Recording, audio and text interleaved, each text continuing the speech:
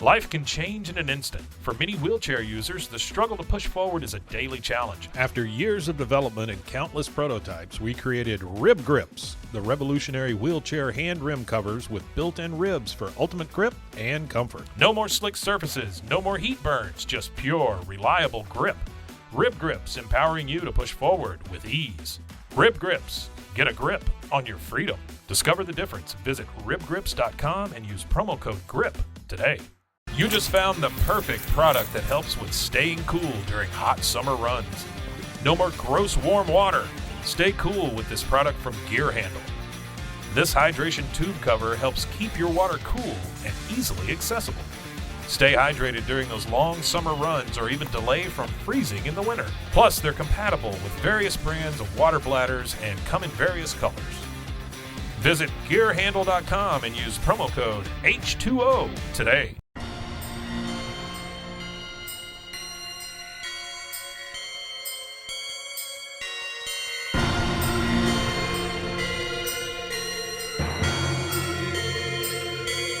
BooBaes.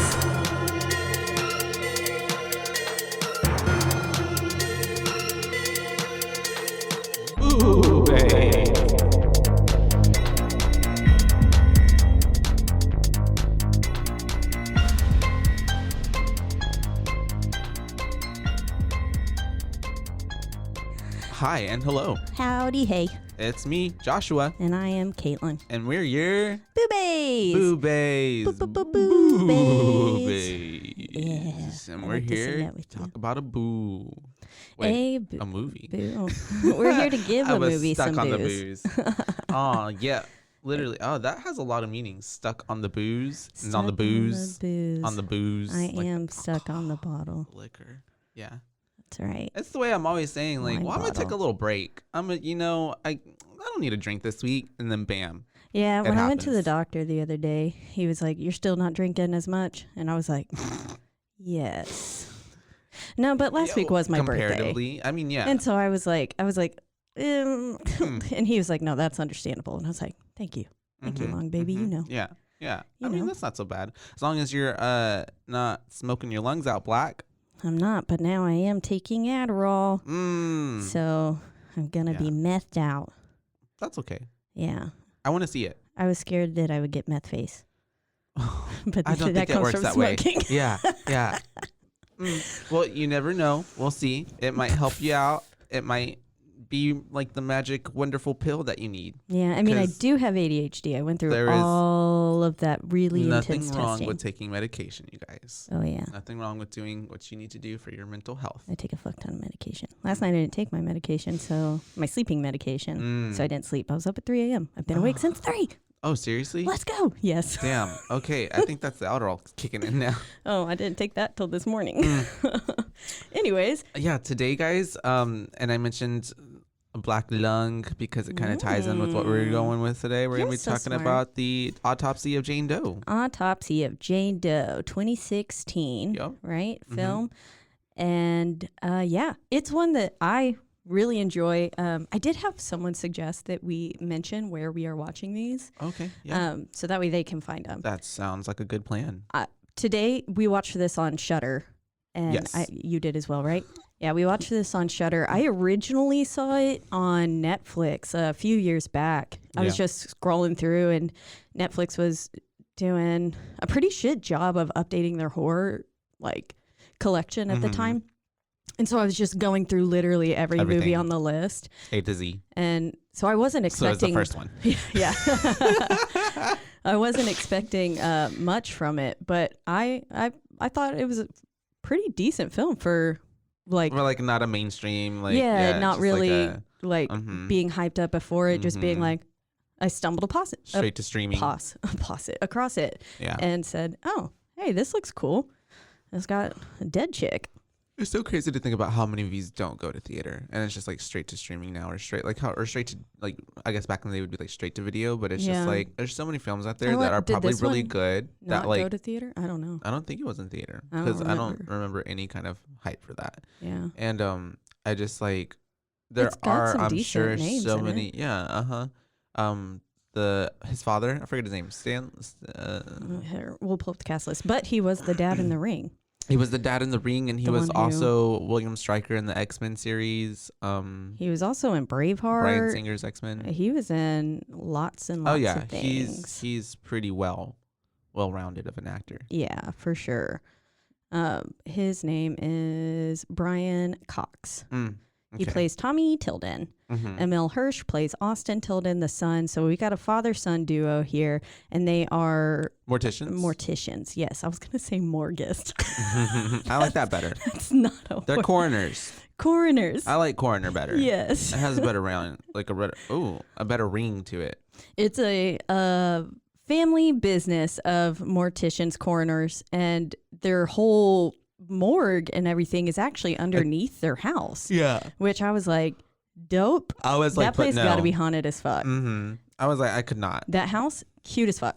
I love it. Like the morgue, also love it. It was a really grand looking house, like old style kind of house. Yeah. When they would do the shots outside like of it. Nice little farm, That's what I was thinking. Farmhouse. Yeah. And but then like, underneath was very like 70s vibe in the morgue. Dude, and I was like, I kept saying the whole time, I want to touch these walls. Yeah. Every wall was like different. Like there was so many textures going on down there. I was a fan. Yeah. I love it. Me too. I have a busy eye. Like I like things that look busy. Yeah. I love how the cast list is just 10 people. So yeah, it's basically just it is a film. Mr. Bryan and Emile the whole time. And then with Olin Kelly, who played Jane Doe. Jane Doe. She was a corpse. Shout out to Jane Doe. Yeah, she did a good job being dead. Yeah, honestly, like if I was an actress, and I'm just imagine like her being like, "Mom, I finally did it. I broke into Hollywood. I finally got a role. Oh, sweetie, what's the role? I'm a corpse." Literally no lines. The whole movie just like laying there, but she looked amazing. She did. Like, do we rate props her to her? titties? I was about to say, just props to her, just feeling comfortable with just like laying there like naked for hours as people are filming around her and like stuff's going on. Like, she's only been in like 4 films. This one being one all of corpses. Them. All of them, she is a corpse. She's really gorgeous. She's beautiful. Yeah. So we start off the movie and there's like a murder scene going on.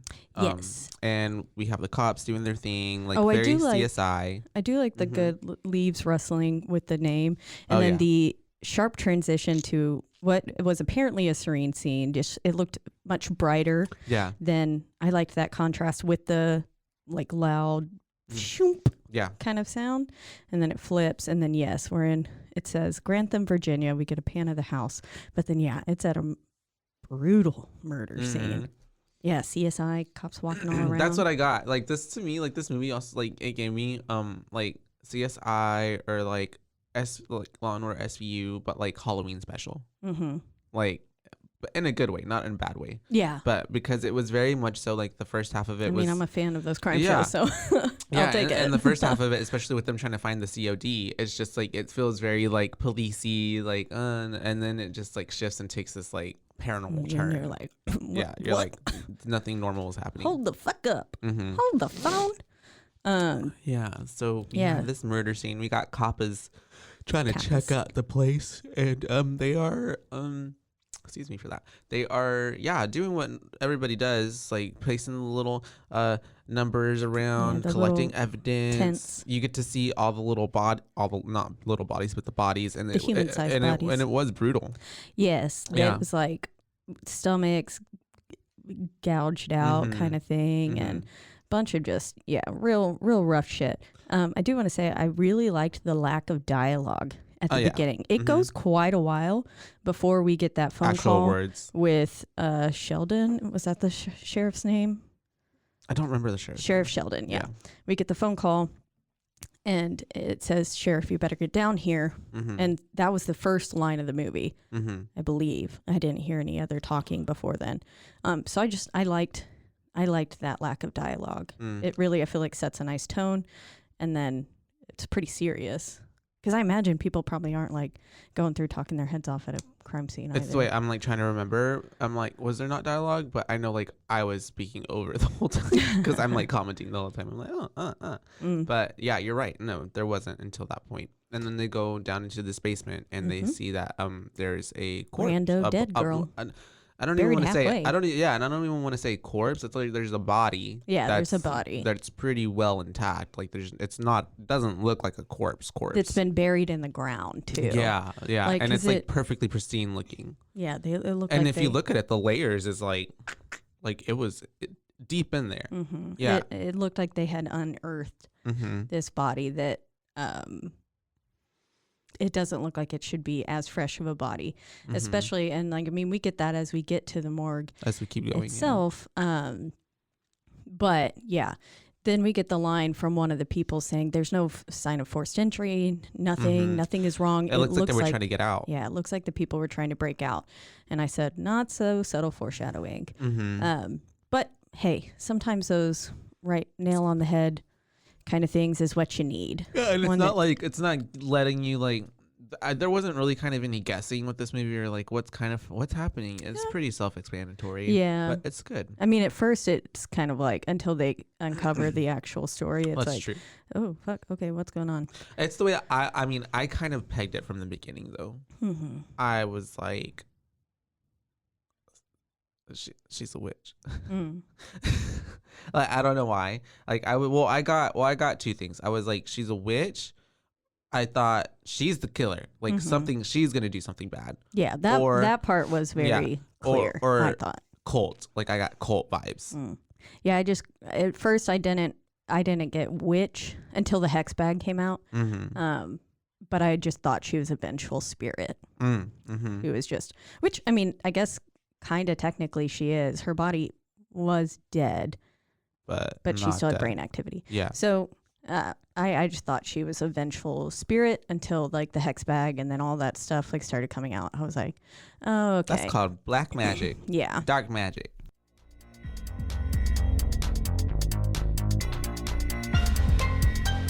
And now, a word from our sponsors.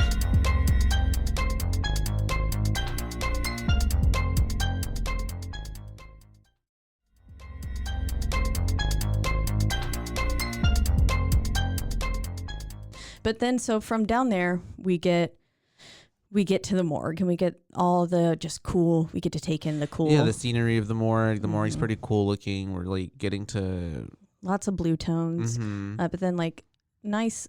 There's some pretty dark, deep browns and reds in there too. There's a lot of contrasts. Yeah, and I like how you said 70s. I pick up that vibe. Yeah, like it's definitely feels like it's really dated down there. Yeah, like it's a time capsule, and I love it. Would live there, and then so I had seen this before, and I loved some of the corner mirror scenes. I don't know what that thing is called. I don't know. It's just that mirror that's placed on the corner of like hallways and stuff. Oh, yes, I know what you're talking about now. I was like, what? I didn't understand. It's typically in like hospitals and stuff like that, so you can make sure you're not going to run into someone as you're like rolling a body or something down the hallway is what I imagine they're mainly for. And so like whenever they did this first pan in on the corner mirror, I was like, yes, that's like a subtle nod to one of my favorite scenes. But then they really kind of go overboard on it. We're like maybe 10 minutes in at some point, and then we've already got like 3 pan-ins on that same mirror with really nothing. So they're kind of faking you out a lot. Foreshadowing, setting up, kind of, because I mean, they do come back. A lot of just really blatant foreshadowing again. This movie loves a jump scare. This movie loves a jump scare. And I thought they did a good job. For most of them. With them. I didn't think any of them were really The first one got me. It's when she comes up to him. Oh, yeah. Yeah. So anyways, we then go to the morgue and we get them in action. We've got Austin and Timmy, right? Is that his name? Or is it Jimmy? Tommy. Yeah. Austin and Tommy. They're working on a burn victim. And she looks pretty gnarly. I put crispy. It's graphic. It's pretty graphic, you guys. Yeah. If you don't like, seeing like pretty graphic, like I don't want to say bloody, but like they just look like they're dead. They're in brutal ways. Coroners. They're slicing and dicing. Yeah, and that too, taking out body parts. if you got a weak if you're stomach, squeamish, not the movie for you. I put, thank God I'm not eating oatmeal. And then I put, psych, it looks exactly like the strawberry jelly on my fucking burnt toast. So yeah, I made myself a little like, but I was eating too while I was watching it. So I liked the transition though there, because then they're kind of like jamming out. It's like you can tell that like they're not fazed by this. Yeah, like, they're used to it. This is their normal everyday life, and so they're just going at it. And I liked that transition to kind of that more upbeat atmosphere. Yeah, and then also as they're looking through the burned body, it's kind of giving Tommy's like, it's like a teaching moment for him to Austin, and Austin. And also it's just like it really sets up the tone of like the cause of like your first, what you think the cause of death is not always probably the cause of death, because there's always something like secret or hidden, or you got to really like. He has a line that says, everybody has a secret. Some people are just better at hiding them. Exactly, yeah. And so that guy's cause of death was not being burned. He like hit his head, and then that's why he died. He had a subdural hematoma. That's what it was. And so they found that, and then they were like, oh. So we get, and also it gives me the vibes that he's essentially prepping his son to take over the family business. And as we see a little bit later, Austin's not necessarily wanting that, but I feel like a lot of that was maybe some pressure from his girlfriend. Yeah. Because it was clear that he enjoyed it. Yeah. Like had a, not like, and people who get into be coroners and stuff, they have a certain fascination with it. I'm sure you have to like it somehow, because otherwise who's just there slicing up bodies? Like a sort of passion, because otherwise no sane human being is just going to be like, yo, let me chill with this dead body for 9 hours as I a corner shop. I'll just try that out for a few weeks. That's cool. No. Yeah. There was at one point when Tommy leaves, he says to Austin, he goes, hey, do you mind locking up and stuff? Are you good down here? And I was just like, I could not. No way in hell would I be down there by myself. Absolutely the fuck not. Yeah, I don't think I could be around dead bodies like that all the time. I don't think it's like more of a scared thing. I think it's more of like an emotional, like mental thing. Like I just feel like I couldn't handle. I mean, yeah, you would be constantly thinking about death. How these people die. Yeah. And I was like, And as Austin is, he wants to know why this happened to some people. And his dad keeps telling him like, it's not the why, it's the how. Yeah. And that's it. And that's all our job is to figure out. He says, leave that stuff to the sheriffs and to the shrinks, he says. And so he's just saying, keep it pretty logical. We can't really afford to get some sort of an emotional attachment or anything to these victims. It's just another body. It's just like, and it's also like their job, like you said, it's like, is to, because in a way they're like honoring these people, like to try to solve like, this is how you died kind of way. And it's like a disservice, I guess, if they try to like spend too much time or like delve deep into one body, because there's so many other people that are dying that need this. So, like, you know, so yeah. They gotta keep them moving. Yeah, like a factory.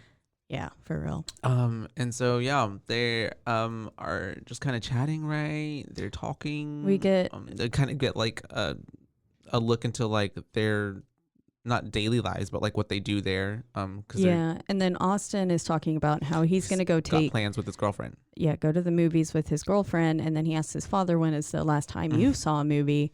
And he says, some girl with Alzheimer's, and he's building him he's building her a house or something. And then he was like, the Notebook, which I thought that was a pretty funny thing. But it's super important because it gives you it's the first kind of mention of their mother being, or Austin's mother, Tommy's wife, being deceased. Because he's like, I took your mom to go watch it, right? Or something like that. And so you can tell that like they're not talking about her in a present tense. And so that was like one of the first mentions, and then we don't really get the full story until later on. But it's, I feel like, kind of important, I guess, to note that maybe I don't know. And it just builds more to the character, and like whenever we do find out that she said like how much he's still like not really okay with it. With the dad, Tommy, he's still kind of grieving. Yeah. Because it's only been 2 years, so we find out. And I mean, 2 years to get over your lifelong partner. Get over it. Well, that's basically what Emma says at one point. Yeah. She's like, it's been 2 years. And I said, Billy Loomis. fuck up, shut the fuck up, Billy Loomis. That's exactly what I said. Yeah. I was like, do not be, Anyways, I love how right after this, there's a scene with, I forget what Austin's doing. He's doing something, but then the cat comes in. Oh, yes. But before that, the dad goes to leave. He does go out. Mm-hmm. And I think that it's important to note, like, so he goes past the elevator and then he goes to the other way out, which is through essentially a storm cellar door. Mm-hmm. To the outside. Which is going to be a big part of this film. And I put even there, I was like, that's a sketch ass way to get out. Mm-hmm. Like, nah, fuck that. Yeah. Only 2 exits. Yeah. Yeah. And one of them being something that could possibly malfunction, the elevator. Yeah. Yeah. And malfunction the cellar door. The cellar door. Apparently there's a big sycamore. Yep. And so essentially, again, they are underground. It's setting the scene. It's letting us know, like, it does a good job of setting the scene and letting us know, like, the different rooms and the fact that there is only those 2 exits. But yes, then the kitty comes in. I put, a kitty. Yeah. Well, that's what I said out loud. His name was Stanley. Yeah. He's such a cute kitty. And it's bringing a present. Yeah, it's a little dead mouse. I think it was Rat. Oh, Rat. It was pretty big, wasn't it? Yeah, it was huge. Yeah. That was a rat. The tail was like a lot thick. And then Austin's just like, Dad, Stanley found another one. And I was like, look, he's just giving you presents. Yeah. And I think it's like, that's what they think you're hungry. So they're like trying to feed you. And because they think you're starving because they never see you hunt. Yeah. Mm-hmm. Exactly. So it's actually a really like special like sign. Yeah. It's like, I bought your snack. Yeah. Here's chicken nugget. And they're always like so proud of it. And so it's a good sign when your animal brings you that. I would be very upset. But it is. I just imagine like having to pick that up. He picked it up with his bare hands, like willy nilly, and then I was like, well, I guess he does like literally play with people's intestines. So I guess for me, it was like it would be like a trash bag on my hand, paper towels, line up a bunch of paper towels over it, so I don't have to feel the body of it, and then it was like anytime I had to pick up vomit too. I had to get so many paper towels so I couldn't feel it. Mm-hmm. Oh, I know. Or feel the warmth. I know what you mean. Anyways. And so but now we get your first scene, and then we have a jump scare with the girlfriend, Miss Emma. And she got me. I put dick ass girlfriend scared him. I know. It was funny. Because it really does a good job of leading you up, and you're like, oh fuck, is something gonna happen? Yeah. And then it's again, I've said it many times before. Fake out. I love a good silly jump scare where it's not something scary. Because then you're just like, oh, I can't believe I just jumped at that. Literally. It wasn't even a ghost. I yelled at the TV. And so, Emma comes. That's his little girlfriend. She, I guess they're at this point, why did she show up? They were supposed to go out to the movie. That's right. I'm so sorry. The movie. They're supposed to go watch the movie. But then she starts exploring. She goes into the coroner's room where all the dead bodies are. Yeah, and she says, "You visited me at work, so now I get to visit you at work." And he was like, "You work at a bookstore, not in a room with fucking dead bodies." It's He's and trying it's to the protect her, and like he doesn't want her to like see something that she shouldn't see, or she thinks she's ready for it, but she's not. And can't unsee. I'm just like, this girl want to see a dead body. Yeah, she did. I was like, what does she got? Like, she have like, it was all the thoughts were running. She's a necromancer. Oh my god, she's necrophiliac. Oh my gosh, what is she? I feel like she wants to do it over the dead body. Oh, okay. No, I just got that she was curious. Nah, it's just my mind was because I feel like if I was in that situation, I'd be a little bit curious too. I'd want to see it. Yeah, I would want to see it. I don't know if I'd want to uncover like someone whose face was blown off. But yeah. Yeah, I don't know, man. Anyways, so she's going and she's saying, I want to see one. And Austin's like, no, like my dad's pretty strict. And then all of a sudden Tommy's back down there and he's like, try me. And so he's essentially he's being a fun and he's egging dad. it on. Yeah. And he's just like, wants to give her a good little spook. And it's the way that he keeps making these silly faces and like. Yeah. He was just having a good time. And so I thought it was a kind of fun scene. And so they end up opening one of the doors. We see one person that has, they died of some sort of. Oh, the older lady? Yeah. I can't remember. I don't know if it necessarily. It's something with an M, but I don't know. It was on the tag. Oh, it said it in the, I saw it in the subtitles. They said it real fast, but I don't remember what the fuck it was. But then she's like, I don't want to see that one. I want to see the one that's in here. And well, this lady's eyes and mouth were sewn shut, which is, I guess, is that something they do? Maybe they did that there. I don't know about that, but yeah, because it didn't seem like she was like, the thing that they said sounded natural. All of our coroners and morticians and morguists listening, please let us know if that's a normal thing that you do. Because I guess if you're gonna, I was thinking you would only do it if you were going to maybe cremate, but then why the fuck would that matter? Yeah, because it's gonna burn. Unless they had to remove stuff from her. I don't fucking know. And it's an open casket. I don't know. Maybe it had no relevance and it was just to make the movie spookier. Yeah, it was. That could be it. But yeah, she says, I don't want to see that dead body. I pointed to this one. And Austin had intentionally picked the one next to it. Yeah, because he knows what was in that one. This body was pretty roughed up. It's the way though the whole time I'm like, I want to see it. I want to see it. I want to see it. And then, so it's a body and they're trying to tell her that like this guy shot himself in the face. And so. But then really he didn't. He was actually poisoned. And then they attempted to make it look like he shot himself. But then they found as we said, everyone has a secret. And he found the trace of strychnine in his system, and it showed that he was actually already dead before his face was blown off. And someone tried to make it look like a suicide. Yeah, and that's the way she's like, but why would someone do that? And once again, he's just like, we don't do that. Yeah. He said, you sound like your boyfriend here. But this is one of my favorite parts, I think, throughout the whole film is. I guess back in the day before they had really good ways to tell whether or not somebody was actually dead, like kind of like a Romeo and Juliet or thing. Someone comes back alive, fogged mirror kind of thing. Yeah. They said it was really difficult to tell between a comatose patient and a actual dead person. So they would tie a little bell to the toe in the event that it started moving again, and it would be like, ring, ring, I'm still alive. You should have brought a bell. Bring out your dead. I love the bell sound. Yeah, I did too. I thought it was a wonderful... Great way to play up in the movie, like, and to build, like, drama and anxiety and, like, induce, like, all these feelings in you when you start hearing that later on in the movie, because you know what it means. Yeah, exactly. I thought it was a very, very nice point. And it reminded me of a little kitty. Yeah. And then we get another jump scare, which is Emma is her name, right? Emma, yeah. She's going to reach for the blanket to take it off to look at the face. Yeah, because they were like, take it off, let her look at it. And just as she's about to lift it, the dad shakes the bell and it scares her. And I don't think it scared me, but I do think that was a funny little jump scare. Yeah. Because we know that I don't like sunken in faces.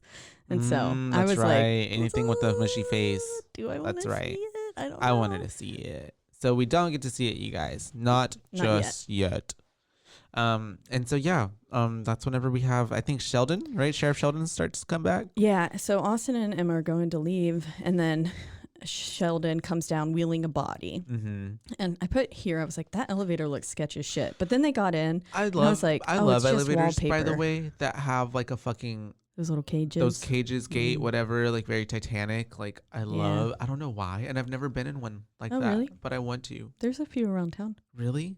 That are still operating. That are like that. Take me. Okay. But yeah, I realized later it was just wallpaper, but I thought at first it was like peeling rust, like when there's just rust and it's too patinaed and too old, and that like the metal original coating starts flaking. That's what I thought it was whenever they passed it the first couple times. And then they got in. I was like, everything else looks so cute, and then that elevator looks sketch as shit. And then they got in and I was like, oh, looks it's just like some a tetanus. Nice little wallpaper. And And then so they're going upstairs to leave, even though like his dad said, you know, it's okay, you can go, even though a fresh body was just rolled in. And this is where you can kind of tell that Austin has a soft spot for his dad because, well, I mean, if you have a nice, healthy relationship with your family, that's a normal thing. Yeah. But this is where we get a little bit of the tension between Emma and maybe the dad, because it sounds like he's supposed to go off with her to do something, to not be here. I don't know if it was college or whatever, but not college because he was drinking age and everything. So I don't know. But I guess maybe just leave this town. Yeah, go live life, a different life. And so, but then that's where Emma says, like, he doesn't need your help anymore. It's been 2 years. And I was like, bitch, do not suggest that dad needs to be over his wife's death in only 2 years. Losing your lifetime partner is not something that you just like bounce back from. I don't care. And then especially one that died of suicide. Oh, yeah. She's just like, I mean, her vibe is very like, I mean, she's self-interested. Like, and just, a little bit was not mad like wanting to, you know, make a life of her own with him, but more so for her, not necessarily like thinking of what's best for her boyfriend. I feel like she was putting ideas in his head and was like, this is what you want, but it wasn't what he wanted. Yeah. So anyways, that's what happens. But this is where he's like, you know what? I really need to be down there with my dad. Come back at 11, which is a really important part. Come back at 11 and then I'll be all yours. We can go catch a late showing. We can grab a drink at some place. And so that's when I was like, okay, maybe not college. And then also he's like a certified coroner. Yeah. So I was like, I don't know. He had to be in like his early 20s. Yeah. Yeah. 23, 24. And so, but come back at 11. I put, well, she's going to die. Yep. She's going to die at 11. But on the dot. So then we go back down to the basement. Yeah, and we're there with Morgie. Oh, cute. What's fucking Tommy and Sheldon are looking at the body. He's bringing him down. And then we get a lovely pan in on Stanley going. Yeah, Stanley knows what's up. And I was Stanley like, the kitty. As my faves on Two Girls, One Ghost always say, trust your fucking pets. Trust your pets. If that cat knew that something was up, it was like, They can sense evil. Fuck this shit. We out.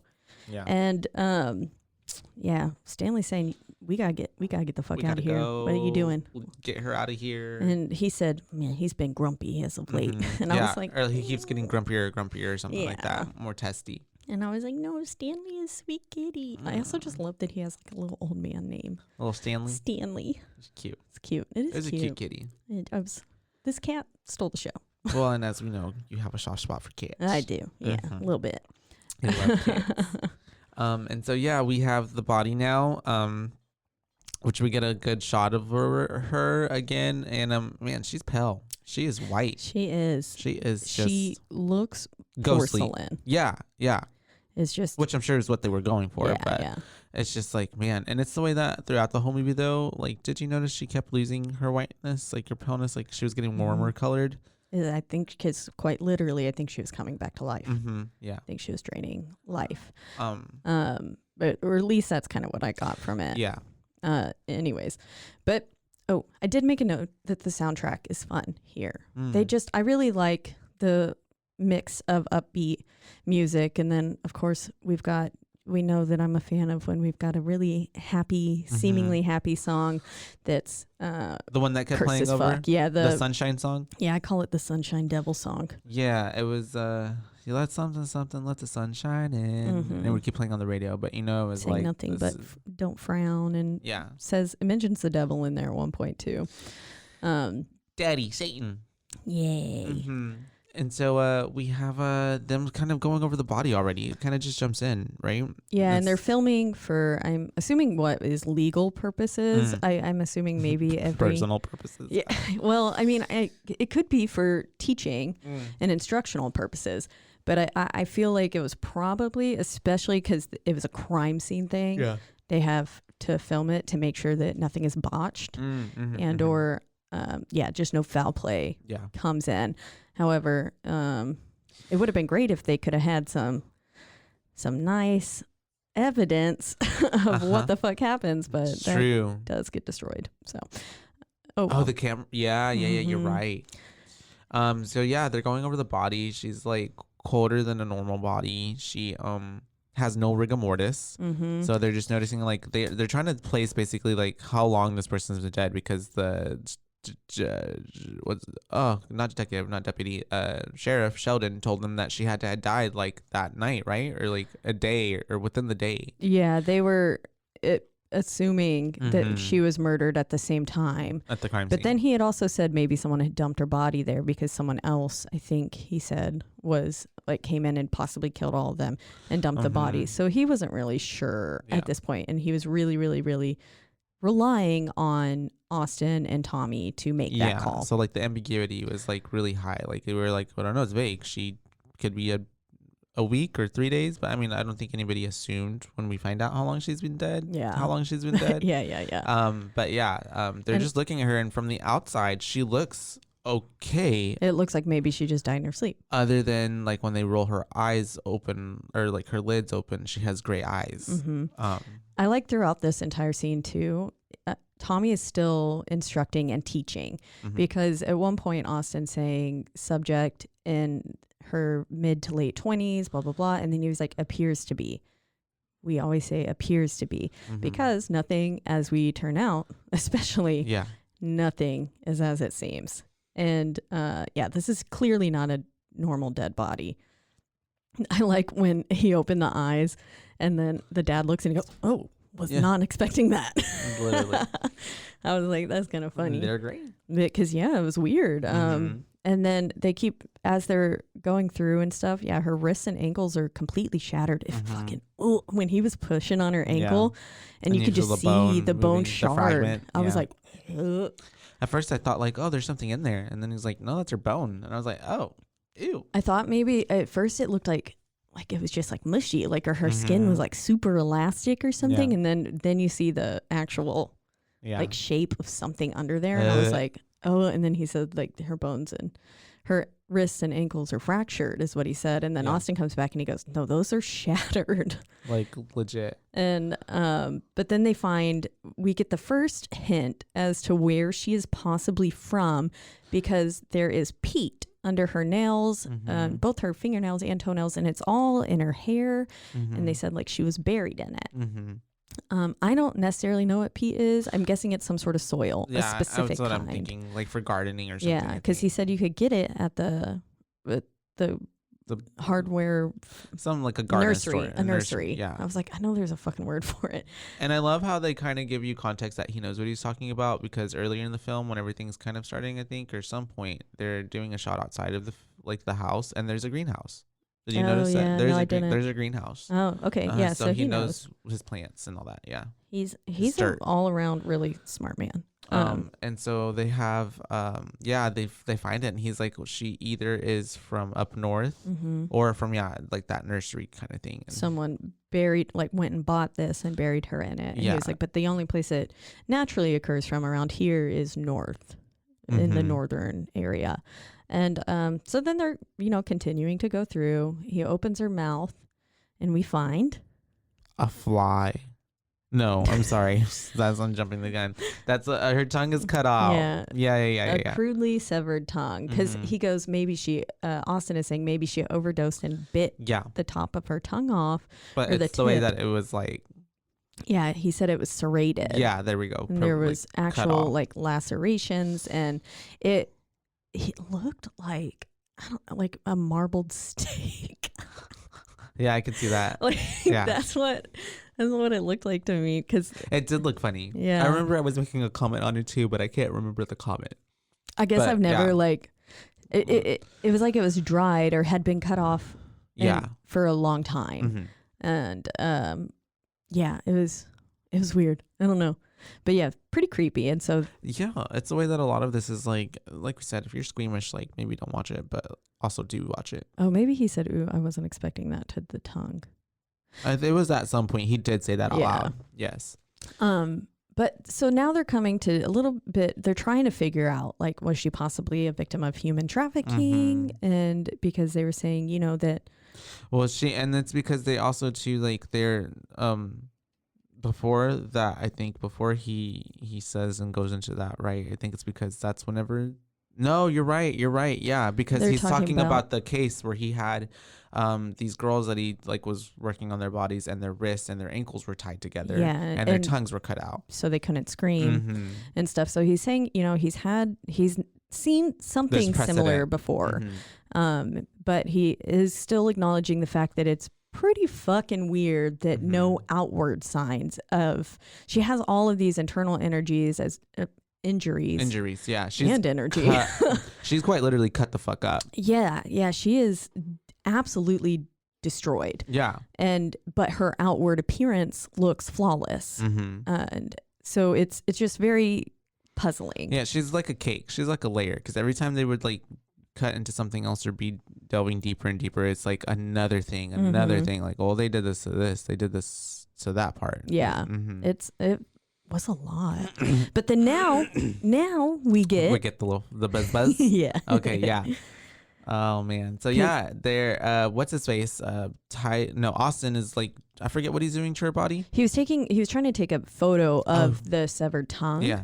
And then all of a sudden you get a little drop of blood. And the nose starts twitching. And it's fresh blood too. And so you're like, that shouldn't be happening.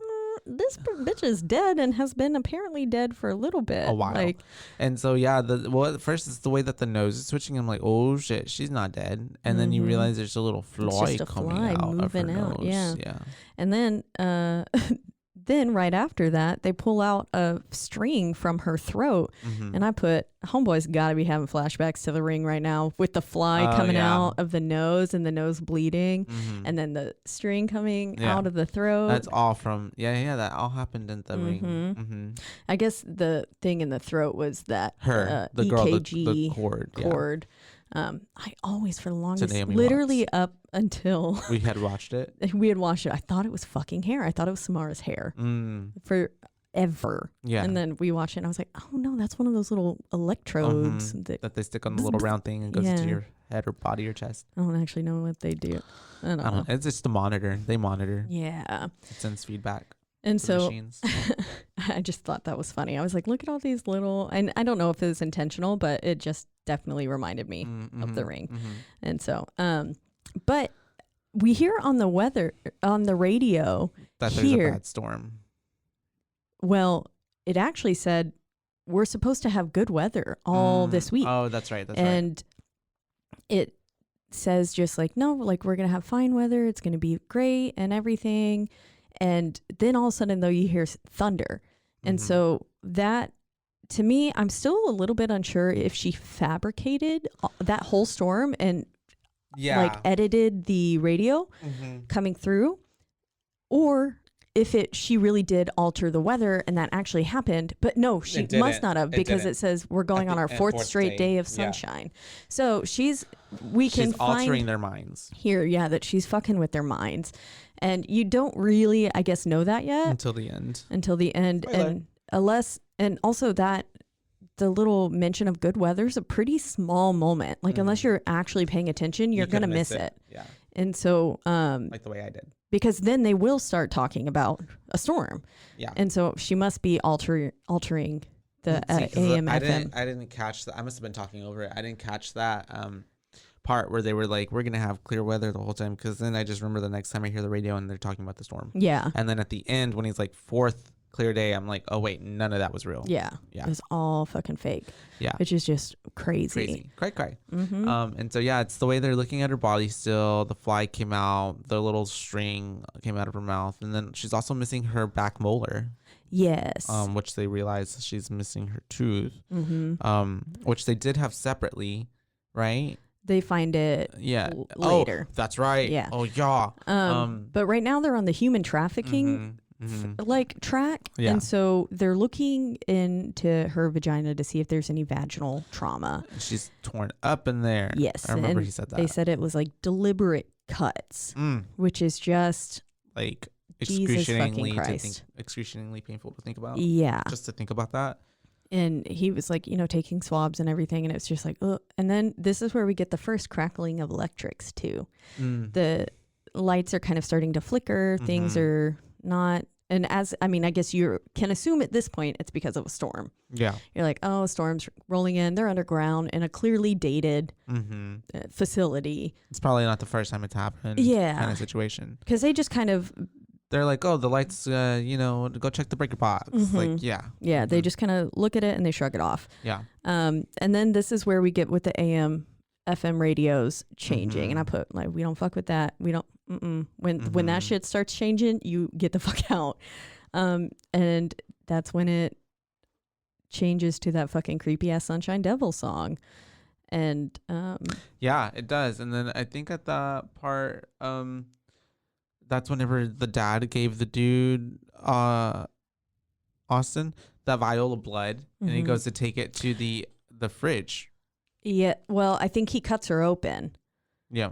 He cuts her open, and then he collects the blood from, and even Austin, because before Austin said anything, I was like, I'm pretty sure dead bodies aren't supposed to like bleed. They're not supposed to bleed like that. That's heavily. Right. And it was weird because you notice like he cut her. He did that first Y, and then the first half of the Y, and then he did the other half, and that's when all the blood went bleeding out. And so it was a delayed kind of reaction, and it was like, whoa. Yeah, and then I like the scene of the blood draining out and going into that drain though. Yeah, that was pretty cool. It gave me very Blade vibes. Yeah, I can see that. And but then Austin says, "Do bodies normally bleed like that?" And then he collects the blood and he goes and puts it in to the fridge. And it's the way I was thinking, like he just put that right next to his Coke and like sandwich, like right next to so nonchalantly. You're just gonna eat my blood sandwich. And then we realized that the blood is spilling. And and so the father, Tommy, says, because Austin says, do bodies normally bleed like that? And he was like, well, it's not impossible. And he said, occasionally if it's a very fresh corpse, like dead, maybe 1 to 2 hours, when you do that, it's like pressurized essentially. And so then the blood just kind of goes out of it. And I was like, she's clearly been dead for more than an hour or two though. And that's the case that they know that she's, wasn't just murdered. Yeah. At least to them. Because they found her body like at the crime scene kind of this morning. And they've probably had her now for at least an hour. Some hours. Yeah. And so it's like, I don't know. I feel like that gets rolled out very fast. Yeah. And so. But yeah, all the blood leaks out of that vial. Yeah, Austin's looking and he's noticing that there's blood like dripping out of the bottom of the fridge, and then he opens it up and it's so bloody in there. And it's the way that like I don't even think there was that much blood in that vial. I know. But I wondered like was it like it was acid blood or something, because it ate and corroded through like the bottom of the vial and like just got everywhere. Yeah. Yeah. And it's the way it was funny to me because it looked like he was like trying to keep his dad talking and like clean it up so he doesn't notice that like I got it. Yeah, literally. It's fine. But then we get to the mention of her abnormally small waist. And this is the first kind of idea of how we get how old she is, because they said maybe it's congenital, or he said if you wear a corset long enough, it could do this to you. And Austin goes, well, haven't corsets been like retired outdated, essentially for a few hundred years? And which is not the case. I mean, there are plenty of people who still wear corsets. I've got one on right now. But I think this was intended to show you just how old it ages her. This curse could possibly be. And then we get that fucking rib cutting scene. Yeah. That was that's some good meat. It looked like the fucking big old hedge trimmers is what it looked like. And then he's just going in there and just through the rib cage. The sound and then the face, like through all the bone. Because they really kind of pan in on the father's face as he's doing it, and you can see like, whenever you're trying to cut through something relatively strong, and then that like snap. And where your body kind of jolts with it. Yeah. It did a really good job of showing that. And I was just like, ugh. And then like at one part, I think the whole breastplate just kind of pops off. The practical effects on this movie is really good. Like from the beginning to like when we saw those first couple bodies like in the morgue, and then like her body and all the stuff that they end up doing to it and pulling out of it. Yeah. Really good. They did. And but anyways, yeah, that scene kind of got to me. I was like, ugh. Yeah. But this is where we see those lungs, severely blackened lungs. Yeah, and they're like, whoa, like a little blackened tilapia. Yeah, and they're like, what the fuck? And he says she could have smoked 6 packs a day for 30 plus years, and it would never look like this. Yeah. Yeah. And he said with lungs this black, you would expect her to be covered in 3rd-degree burns and like just massive amounts of smoke inhalation. And he makes the comment, which I really liked. It says, this is essentially like finding a bullet in a brain with no gunshot wound, which is... which I guess is not entirely impossible. Like one could have healed over it. I'm pretty sure that's a thing. If like you survived, I'm pretty sure there's been stories of like people living with bullets lodged in their brain. What? I'm sure they're not like they have like, how does your body not even like have like repercussions? Like I don't know. The human just living normal, weird. Like just living normally. You know, I don't feel informed enough to tell you. That's the way I'm about to like, okay, all right, we'll Google it. But I feel like I have heard cases before of I know that being like kind of the thing. Or like bullets getting stuck in people's bodies. Yeah. Lodged. But yes, I imagine with the like metal and it's lead. So weird. That's like is there lead in bullets? I don't know shit about my that. My dad was in the Vietnam War and he got shot with shrapnel. Ouchie. Or like someone got shot next to him and like all the shrapnel went to him. I don't remember, but it's the way that I was still young, so probably like in the early 2000s, like his body was naturally pushing the shrapnel out. So like trying to get and the impurity it's out like, after all those years. Supposed to be here. And so he would show me, and like literally, like his leg would just start to create like a little hole. That's so and like wild. I know, yeah. And then like the metal would come out, and he'd like dig in there it's and like when pull your out body, the metal, like a splinter or something. Yeah. But with metal. Interesting. That's crazy. Yeah, it was really weird. They would look like little like, and also they look like little like metal pearls. Like they were like round and like pressurized. Like it was weird. He would just pull them out. And they look like little BBs. How fun? Not fun, but. How interesting. That's very interesting. Damn. But moving along, her internal organs, we find, have also been all cut up. She's got like significant scar tissue everywhere, which you can see, like, you know, if you've seen someone who's got a lot of cuts on them or something, or was in like a bad accident, something like that, where they've got plenty of little minor cuts on them that, well, I guess weren't minor, because if they scar the way and push up like these ones did, that must have been a pretty deep wound at some point. And so she's just cut the fuck up. And it's the way that then Daddy Tommy is like, whoever did this, like really wanted her to feel like suffer. Yeah. Like she was tortured. And then he asks Austin, he says like, what would she look like? Like, given this... Her state on the inside, what would she look like on the outside if it were to reflect that? And he was like, she would be like mangled. Mangled and disfigured beyond recognition. Yeah. Which is, it's... Ugh. It's just insane that she is... It's so... Torture is the reason for the season. But then we go out and we've got... Austin's going to... Oh, there was some loud banging. Yeah. Happening, and so he's going to investigate, and this is where we get the first creepy shot of her standing in the corner mirror.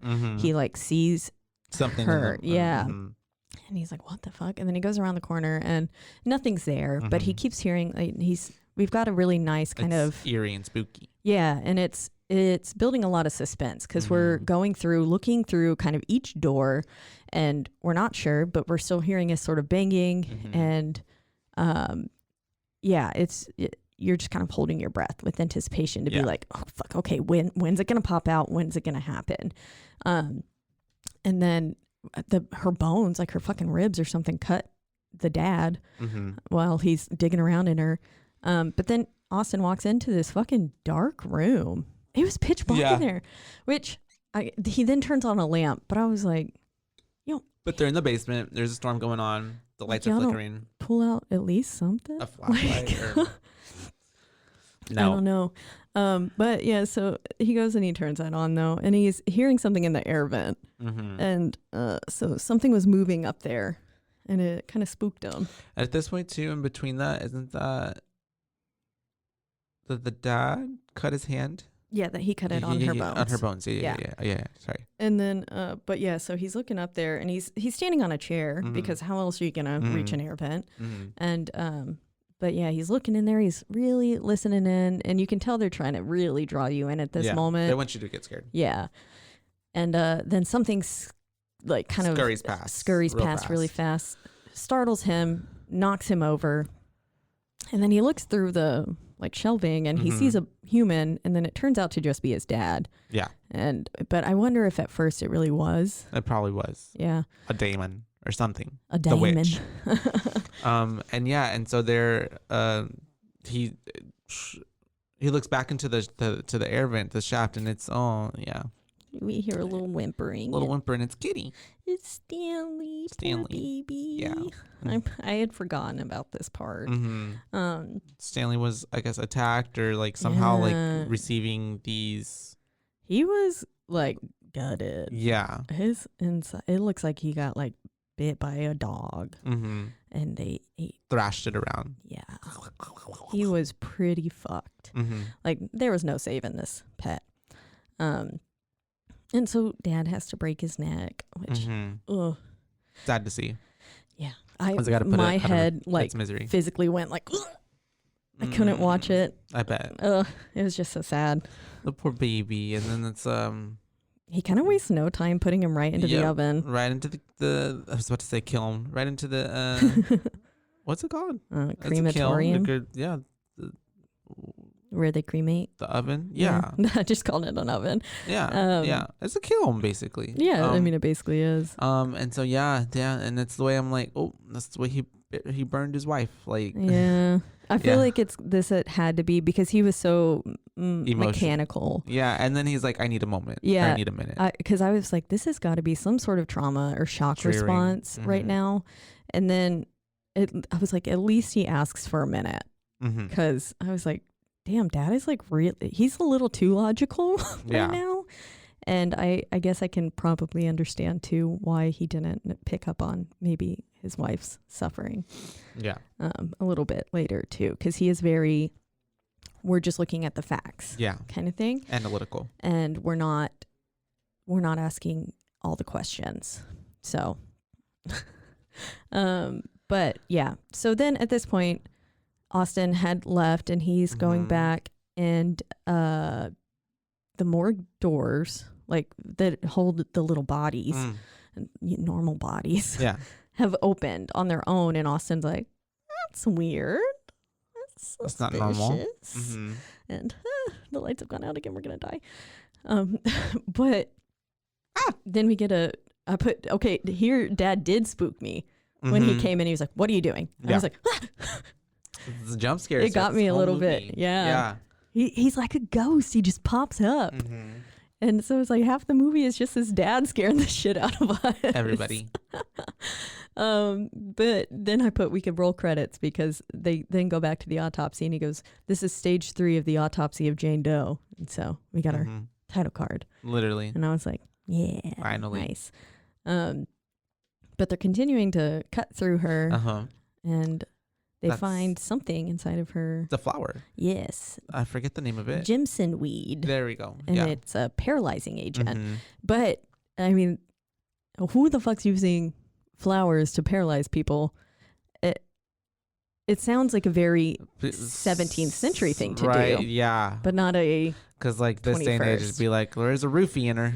Yeah, exactly. Something like that. Or strychnine or something. Yeah. And so, but they pull out an entire flower and... Still intact. Just like still, And I think it's the way that... Is that when it's mentioned like her acid should have like, her stomach acid should have... So this and the peat means this is, again, another thing that comes mainly from up north. And then they continue digging and, they find a little baby hex bag inside her. I'm not exactly sure where they pulled this from. I don't know if it was her stomach or if it made it to her intestine at this point. I think it was stomach because that's when he starts saying like her stomach acid should have like ate all this up. He was like, it's really amazing that it's still intact. Perfect.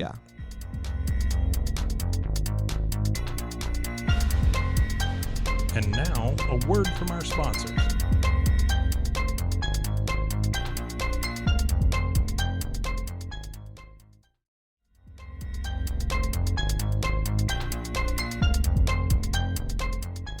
And so inside this hex bag is her missing molar, and it's basically just like a printed cheesecloth at this point, and it's got some weird not engravings, like, but ritualistic like letter markings. Yes, markings. That's the word. Something. Yeah, it's like in a different language, but not. And they are seeing.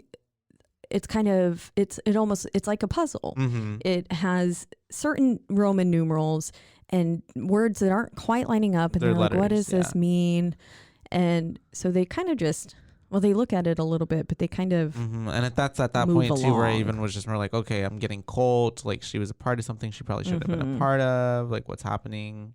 And they're saying this looks almost like it was a human sacrifice. Well, essentially all the hoops they had to jump through to do all this shit to her, because this was with intent. Yes. Yeah. This was not like, oh, let's just willy-nilly do something to this bitch. Like, no, they fucking fucked her up. They wanted her to suffer. And then we get another changing of the stations. Yeah, the radio station. It's some sort of it's so creepy song or a like a sermon almost, and it says like, you're not going anywhere. Yeah.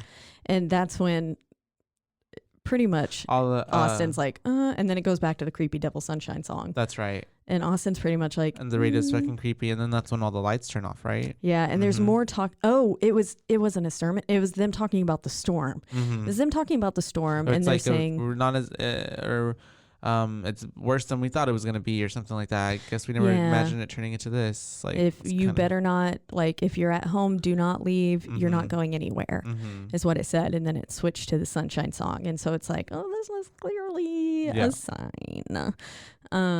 And so he, at this point, is like, Dad, we should just go. Yeah. And then he was like, no, Sheldon needs this COD by tonight. The morning. Yeah. Yeah. So we have to finish this. And he's basically like, we don't quit. Yeah. Once we start this thing, we've got to keep going through it. And so this is where they find that the entire inside of her skin, her epidermis, literally, is etched up. It's filled with the same markings that were on that hex bag. Which is okay. I don't know how you do this. Like, it's magic. Because like, how would you? Yeah. Yeah. It's literally witchcraft. Yeah. Black magic. And so I personally feel like it was probably those cursed, like those markings that were keeping everything inside and making her body appear normal. Yeah. And I guess essentially kind of healing her, but also not. So I don't know. Yeah. But at this point, they're starting to ask a little. I'm sorry. No, go ahead. They were just starting to ask a little too many questions. And so then casually, all the lights explode. Shit starts hitting the fan. Very quickly. We're getting, into the meat of this film. Because the lights turn off, and then all of a sudden you just hear like all these like little doors slamming and opening, and then they're like, I love how the lights like, literally explode. All of them. So they're like covered in glass, and I imagine there's got to be some sort of, at least some sort of pressure, because they're not little circle lights. Like, they're those big fucking sterile lights, panel lights. And they've just exploded. And then, you hear all the doors opening, and you're just like, like, what the fuck? And then the character, even Austin, is like, what the fuck? And then he gets up, and like they got a little flashlight, and he's looking around and just noticing that all the doors and the bodies, like, they're gone. Bodies are missing. So that's like, oh fuck. That's when they're finally like, okay, let's go. Yeah. And so I think the dad says, let's get the fuck out of here. Yeah, let's get the fuck out.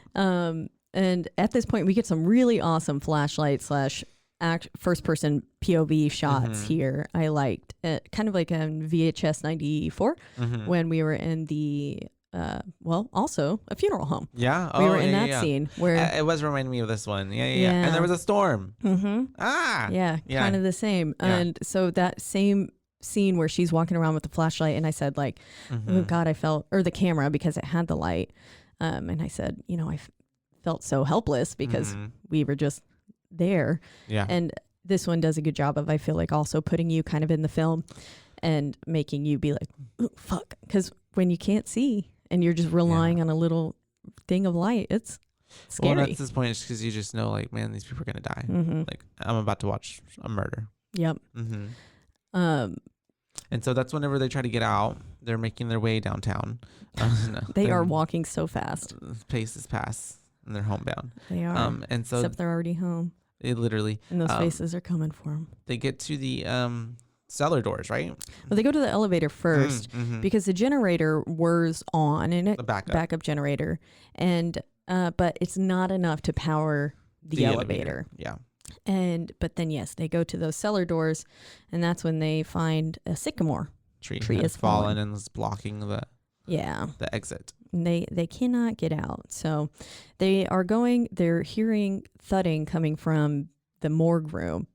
And then this is where we get the fucking bell ring. The bells, yes, because they're good. Just there in terror, and they're like hearing and it's a not noise. It's just like I love how it's faint.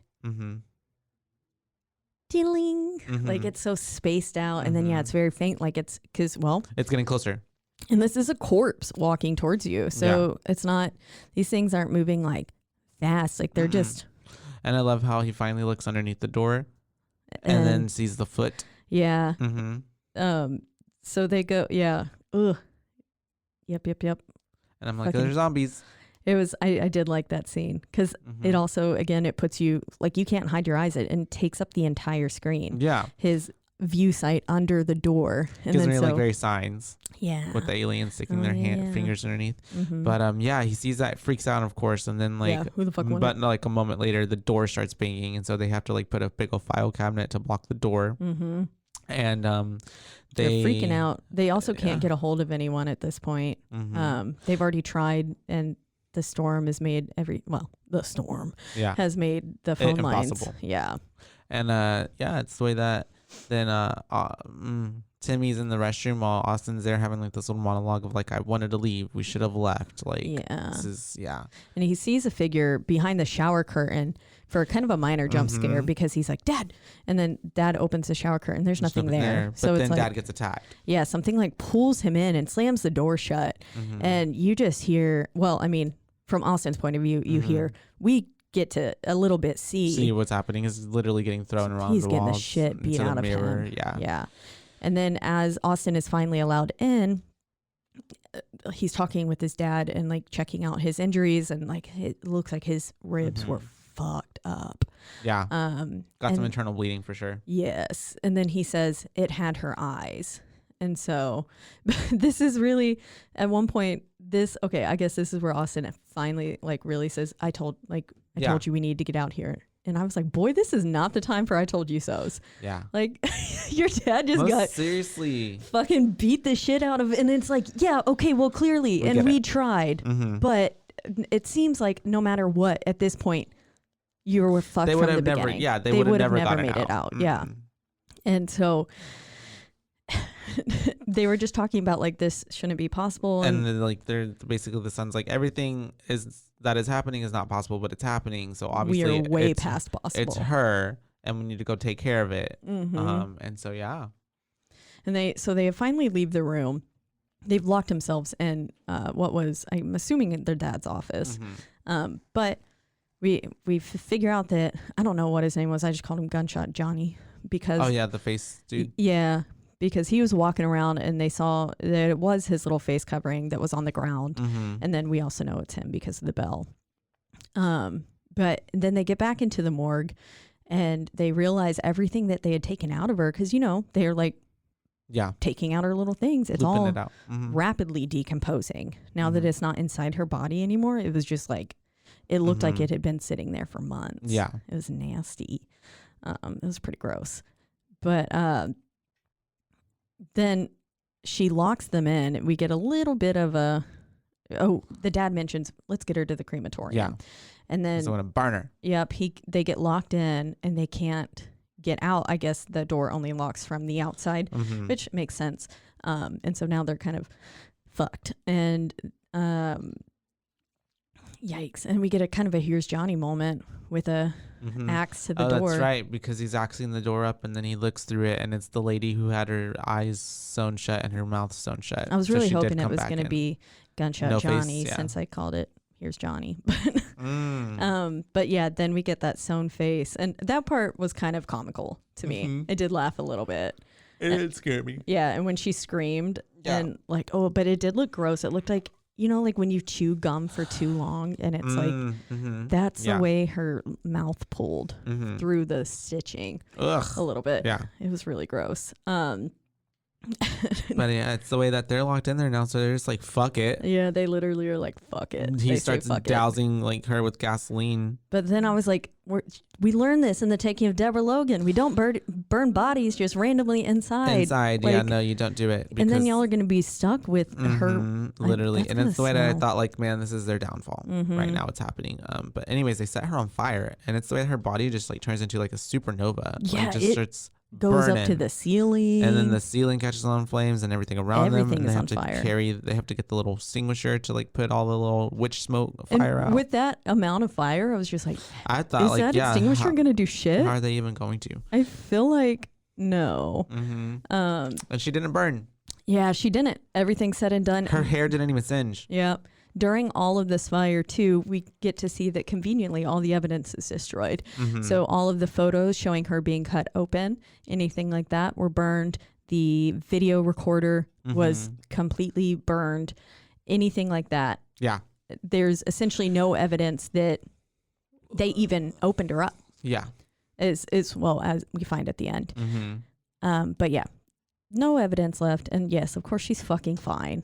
And then we hear the elevator ding, and I was like, that's true. Time for the girlfriend to die. Because I was like, I know this bitch came back. And then so they're running, they're trying to get out. I had forgot about her, and so whenever they're running and they're trying to get to the elevator, because like the elevator's working, so they finally get to it. Trying to get in, of course, the cage is like not closing, because that'd be too easy, right? And then it's the way that while this is happening, they're getting stalked and chased down by the dude with no face. Yeah, or what they assume. Yes, what they think it is, and because they're hearing the bell walking towards them, and that's what they're seeing. Yeah, because this is where we get to see his face, and it's pretty rough looking. Bashed in, pretty rough. Shot in. Yeah. And so it's the way that then Dad Tommy is like, well, fuck it, like I'm tired of running, like I'm just gonna. And so he gets the axe from his son, and he's waiting for the zombie whatever dude with the shot in to come up. And as soon as he like hears someone like right there in front of the elevator, he just swings. And so sad. Yeah, it turns out it was she Ellen. was making them see shit, and yeah, it was Emma, and it was Ellen DeGeneres. But yeah, Dad killed Emma. It was pretty sad. Austin, it was pretty sad to see Austin like break down. Yeah, because he was like, "Oh shit!" And he just kept saying like, "Oh no, oh no." And then it was nice to see the dad cry there, because so much up until this point, he had looked very just like, again, robotic. Yeah. Not almost as if he was devoid of emotions, apathetic. And so I could see that. It was, in my opinion, really nice to see that side of him. But then they're like, well, shit, we need to get, the elevator started working again a little bit, enough to where they're like, we need to get inside. And so he pulls Austin inside. And then, of course, they only make it like half a bit up before it stops again. And so they're kind of stuck inside there. And we get to see a little bit more of the dad's wounds. His side is fucked up. Yeah. He's got some really intense injuries on his ribs. And then we get to hear the story of the mom. And he was saying that he always called her Ray because she was a ray of sunshine. And but then he was like, if I would have known that she was suffering, I would have, helped her. But he was like, she always seemed so bright. And I was like, yeah, unfortunately, that's how it goes a lot of the times. Yeah. The people who act like they're the happiest are the ones who are Saddest. 2 seconds away from killing themselves. Anyways. Yeah, and so after this whole little heartwarming scene between Dad and son, that's whenever they decide like we're gonna go finish this. Yeah, we because they're have like, to. They're why only, hasn't she killed us? Yeah, and it's because she wants us to feel what she's feeling, and so the dad's basically like, we have to go through with figuring out her cause of death. Like we have to figure it out. Yeah, that's the only way it'll stop this. We don't stop when we've started something.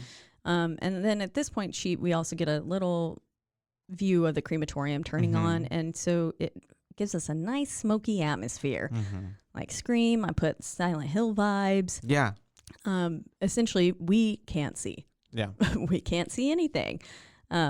So, I mean, at this point, yeah, like I would just keep going to cut her up too. But yeah, I would have been holding hands to not get separated. They were just like, well, let's just walk right into this smoke. I was like, no, no, you cannot do that. A lot of choices there. But they end up getting kind of separated, yeah. And then Dad gets the shit beat out of him again. Yeah. But they do eventually make it back into there, and that's when they're like, we need to keep digging, essentially. And that's when they start to get into her skull. Yep. Ew. When they pulled back the scalp and like that and put it over her face, I was like, ooh. Yeah, it was And then gross. when they started cutting into the brain, I actually thought it was pretty cool though. Yeah, it's mainly the skin flap that kind of freaks me out. And when they put it back on, it looked like a wig. Like it looked like how you put a toupee, a wig on. It didn't look fake, but it's just like the way that it settled on her scalp again. It looked like how it does when I put a wig on. I don't know. But gross. Yeah, and it's the way he gets like he cuts her brain and gets like a little piece of it and puts it in a little slab of meat, little dish, and looks through it and through a telescope, right? A microscope. Yeah, microscope. And that's whenever he can tell, he's like, there's activity going on here. Like the reason she's not. We can't find a cause of death is because she's still alive. Technically dead. Yeah, she's still alive. There's brain activity. Whenever the occurring. son is like, her heart is literally like outside of her body. How is she still alive? And he's like, well, there's some energy that's keeping her going on. But that's some demon shit. Yeah, literally. And so then this is where they put together Austin kind of accidentally folds the cheesecloth, that's right, the shroud thing. And it's a Bible verse. Yeah. It's Leviticus 24:27 or something like that. Yeah, I think it's 20:27. 20:27. And then there was the Roman numerals, it said 1693. And so this is where the dad gets the Bible. And of course, this is a verse about being a witch. A witch. And 1693, she's from the north. We've got... They put it together. They think she was part of the Salem witch. Salem witch trials. Yep. And even the dad's like, there was not even a real witch in the Salem witch trials. It was just young girls who were falsely accused and wrongfully murdered. And so then this is where Dad starts putting it together, and he's saying like, would a ritual performed on an innocent create the exact thing they were trying to destroy? Because she wasn't hung or burned alive at the stake or drowned like many of them were. She had all of these other things done to her. Yeah. And then now what they did to her is in turn keeping her alive. So that way she can torture other people, kind of get her revenge. As revenge. Yep. Curse. And so they're going through, they're kind of figuring out the dad's ribs look fucked. Again, he pulls up his shirt and it is just black. And I was like, yeah. And it's the way at this point that dad knows that like, we're not going to get out of here. So he tries to like bargain with her. Yeah, he does. Over her body, and it's just like, please don't hurt him. Just take me. Do what you want with me. It's fine. Yeah. I like the way that he also, when Austin goes, why would she do this? Why is this happening? And then he says, we were just in her path. Yeah. We're just pawns. Yeah. And so unfortunately, wrong place, wrong time. And yeah, he's like, we're fucked. We're actually fucked. And he was like, she's not going to stop until, and then he goes off and Austin's like, until what, Dad? Yeah. Until what? Like, fucking say it. And I was like, it was until y'all are all dead. And that's whenever the dad is like, do what you want to me. And then she kills, like she starts getting all this. I'm assuming he's having some sort of cardiac arrest. That's what I thought too, because of, I guess, but all of her like wounds and stuff are getting inflicted on him at this time. It's basically transferring all of that to him. Yeah. Because she's healing as he's dying, like feeling everything that she felt. His bones are snapping, his wrists are snapping. Oh, his eyes are turning gray like hers. Yeah. And he's basically at this point Austin has realized like, oh shit, something's happening. And the dad starts to beg for a mercy kill. Yeah, he's trying to reach for a knife, and he's like, please just kill me. And so as all this is happening too, her body is sealing back up, and it's just like a little zipper. She's just going right back together. To her color, her eyes are turning less gray. Yeah, they were brown. And so I guess she was like coming back to life and draining their life, making her come back, or I guess just essentially getting power. And then, so he kills his dad, or Mercy kills him. Yeah. And I put, literally, I would want to be dead at this point. Yeah. If I were Austin. Like, I would just look at this bitch and be like, fucking kill me. Yeah, and there's no other, and it's the way that at this point he starts to hear, right? Yeah, he hears Sheldon yelling. Sheldon yelling like, hey, I'm up here at the cellar door. We're going to get this tree out of the way. We're going to come get you. Yeah. And at this point, I was like, he's not really there. I think I knew that the first time. I was like, fuck, this is an illusion. And so then we start hearing him sing that song again, something about come let the sun shine in. Yeah, because he's saying like, open the door. And Austin's like, open it. And he's like, I can't. And he said, open it up and let the sun shine in. And it goes into the song and it's like, ooh, fuck. Not over yet. And that's when Austin was like, oh no. And then he, and there's a little foreshadowing of a little banister that's like broken or damaged or not working well, and he hears a little bell and he turns around and it's his dad behind him in this newly ghost dead body form, and it scares him and he falls back and breaks his neck. We love good horror film where literally no one survives. No one is alive. I mean, the cops are, the way, like, he would have never, and because at this point I'm like, the son is going to get blamed for all of this, like if he would have stayed alive, like the murder of Emma, his dad. Like there's no explanation, like how do you explain any of that? And so but man, Austin was so damn close, but and then that's when you get to figuring out that like this was the 4th straight day of sunshine. The storm was never real. And it was all a giant hallucination. Yeah. And that would explain why like they ended up killing Emma, because they thought they were seeing, because at that point too, I'm like, why wouldn't they hear her being like, hey guys, hey, where y'all at? Hey, it's me. She was manipulating their surroundings so much that they didn't even register it was her. I mean, they honestly could have been dead from the beginning. Who knows? And like all that wouldn't have been possible, but it was just all in their head. It's wild. Like most things are. Yeah. And so then Sheldon comes in, they're going through the body, like through it, and the woman is saying like, you know what this looks like there's no signs of forced entry, blah blah blah. And he's like, I've known this family for 20 years. It's whatever it looks like, it's not what it is. Yeah. He's saying that there's no way that Austin killed his father and stuff like this. And so that's whenever she's like, okay, well, we'll just take this corpse to some, and he's like, get this corpse out of my county. Yeah, get her out of my county. Let someone else deal with it. I was like, yeah. And then then we get to see she's completely healed again. Everything is back in its place. They pan in on normal. her. And I was like, now she gets to keep killing. Wee. And that's why I was like, she's just gonna keep going on. And then it gave me very like Samara Ring vibes again. Yeah. Like she's just gonna keep killing. And I do like the last little scene of where it just kind of pans down over her body and then a little bell jingle with her toe moving. Yep. Yeah. I was like, that was good. So that is the Autopsy of Jane Doe. What? How many boos would you give this? I'm going to give this rating of 3.5 boos. 3.5? Okay. It was solid. Yeah. It was solid. I mean, I was thoroughly entertained. I never really quite felt like it was cheesy or cheap or like trying too hard. It was a different kind of idea. I'd never seen anything like that before. Yeah. I think that's what I liked so much about it. The first time I saw it. It's an original thought. Yeah. Like I feel like, oh, cool. Like I've never seen anybody do something like that. So it was really interesting. Yeah. Yeah, I agree. I think I might give this one a 4 because I really did. I really enjoyed it the first time I saw it. Like I remember telling multiple people to go watch it after I saw it. And yeah, I just, like you said, it was a pretty new idea. At least I felt for me. And for a movie that I just stumbled upon, I was pleased. I was like, damn, this is good. Yeah. Same way that, like, I mean, that's what happened with The Ritual and everything too. That was how I just kind of stumbled upon that one. Yeah. On Netflix at the time, but now we watch this one on Shudder. But yeah, shout out to Shudder. I would give it a 4. I also did have some people leave some comments. Yeah. And so one listener, Malin, a dear friend of mine, she said she saw it and she thought it was really good overall. And she said she would give it a 4 out of 5 boos because it was overall pretty good. She said, I remember feeling a tiny bit let down by the ending. And also that bitch killed an innocent cat, and that's not cool. Oh, Stanley, R.I.P. Yeah, she was like men, like kill men to come back to life, whatever. But that cat didn't have anything to do with it. And I was like, you right. She's right. Yeah, poor Stanley, R.I.P. Pour one up for Stanley.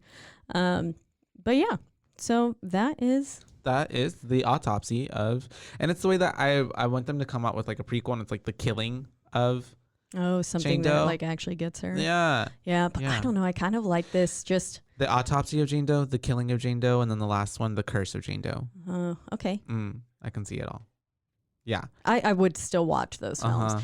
Do I think I am highly satisfied with the idea that she just gets to keep killing them? Well, because I could see it like, I could see, and so I could see the second one being the prequel of like how she got this, like the 6, like a period piece, like the 6, like the witch trials, that, and then leading into even at the end of that movie, cutting to what happened in the scene before this movie started, like the crime scene, and then her ending up in there, like, and that's how we start. And that one is starting of the first one. I would watch that. And then the last one, the curse, is like what happens after she leaves this place and going to the next county, and it's just like batshit crazy. I would watch that.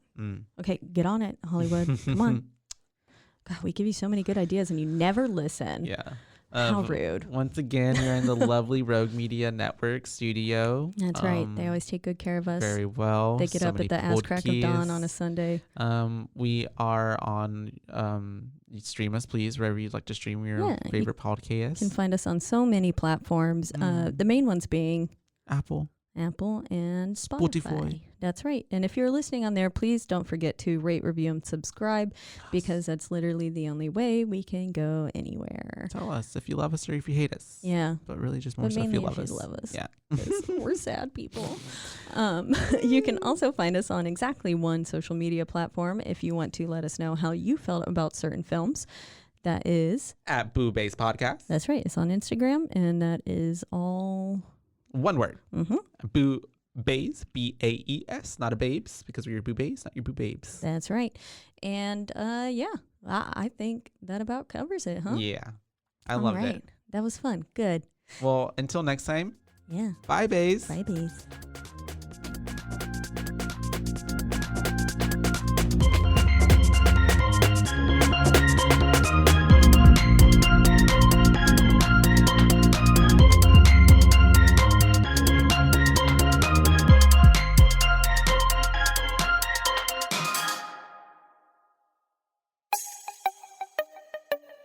This has been a Rogue Media podcast.